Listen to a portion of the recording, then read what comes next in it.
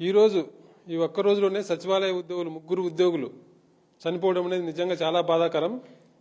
అన్నమయ్య జిల్లాలో ఒక ఉద్యోగి ఆత్మహత్య చేసుకోవడం జరిగింది. కృష్ణా జిల్లాలో ఒక ఉద్యోగి గన్నవరం మండలంలో ఆత్మహత్య చేసుకోవడం, జగ్గైపేట మండలంలో హార్ట్అటాక్తో చనిపోవడం జరిగింది. అంటే ఈ మధ్యకాలంలో మనం చూస్తున్నాం సచివాలయ ఉద్యోగులు చాలా పని ఒత్తిడికి గురై చాలా మంది చనిపోయారు. హార్ట్అటాక్తో చనిపోవడం, అంటే వర్క్ దగ్గరికి వెళ్తా ప్రెజర్లో యాక్సిడెంట్ గురై చనిపోవడం. అట్లా ఈ ప్రభుత్వం అంటే కూటమి ప్రభుత్వం వచ్చిన తర్వాత మొత్తం 80 మంది సచివాలయ ఉద్యోగులు చనిపోయారు. ఇంతమంది ఉద్యోగులు చనిపోతున్నా ప్రభుత్వానికి ఏమాత్రం చీమగుట్టినట్టు కూడా లేదు. ఉద్యోగుల ప్రాణాలంటే లెక్కలేనట్టుంది ప్రభుత్వానికి. అంటే సచివాలయ ఉద్యోగులు అంటే వాళ్ళు 2019లో జాయిన్ అయిన వాళ్ళు, మాక్సిమం 30 నుంచి 35 సంవత్సరాల వయసు ఉండేవాళ్ళు. ఇంత చిన్న వయసు ఉద్యోగులు హార్ట్అటాక్తో ఇంతమంది ఎట్లా చనిపోతున్నారు? నేను చెప్పిన 80 మందిలో దాదాపు 46 మంది హార్ట్అటాక్తోనో బ్రెయిన్ స్ట్రోక్తోనో, అంటే వర్క్ ప్రెషర్ వల్ల హెల్త్ బాగాలేక చనిపోయిన వాళ్లే.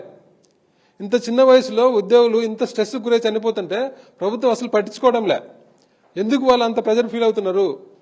ఒక పక్కేమో సచివాలయ ఉద్యోగులు అనవసరంగా తీసుకున్నారు, వాళ్ళకేం పనే లేదంటారు.